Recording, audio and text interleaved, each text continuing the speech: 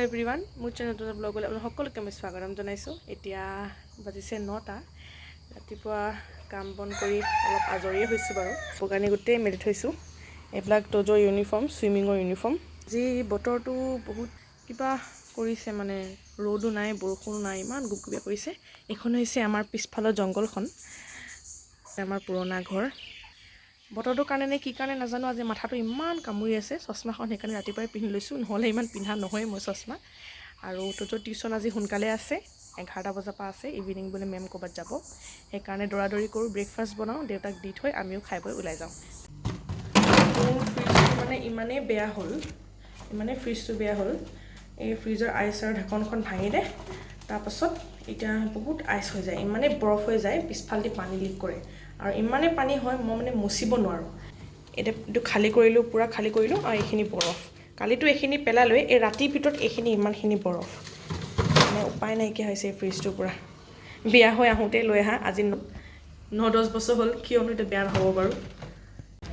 Hello' everyone, এয়া বজাৰ কৰিলোঁ তজক টিউশ্যনত থৈ পিনে। বজাৰৰ পৰা আহিলোঁ, এতিয়া দুপৰীয়া সাঁজ বনাব লৈছোঁ। দাইলটো পাতিলোৱে, আহিয়ে লগালগ ভাতৰ কামত লাগি গৈছোঁ।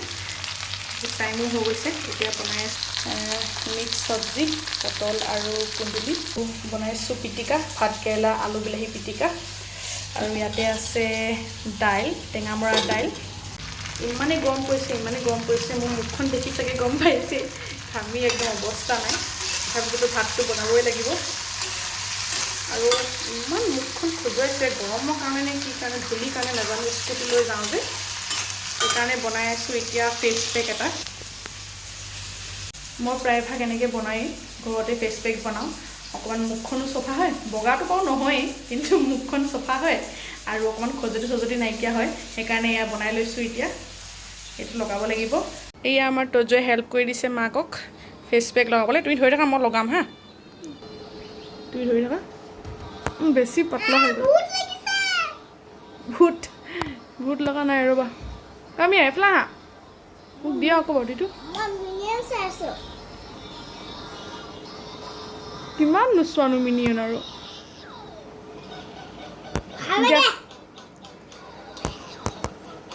আজি ফেচ পেকটো অকণমান পাতলা হ'ল, গোলাপ জলটো বেছি দি পালোঁ।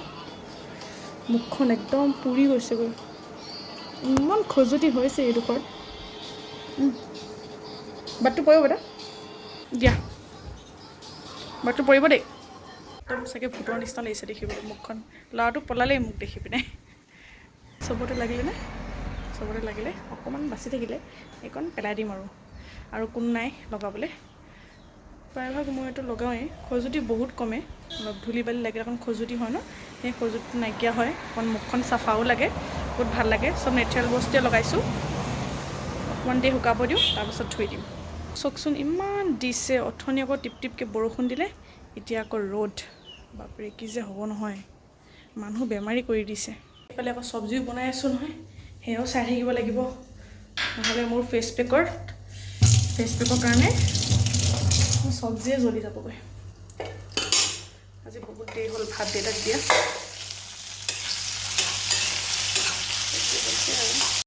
এতিয়া আহি পালোহি তজৰ ছুইমিং ক্লাছত। পাৰিছে আহি কৰিবলৈ।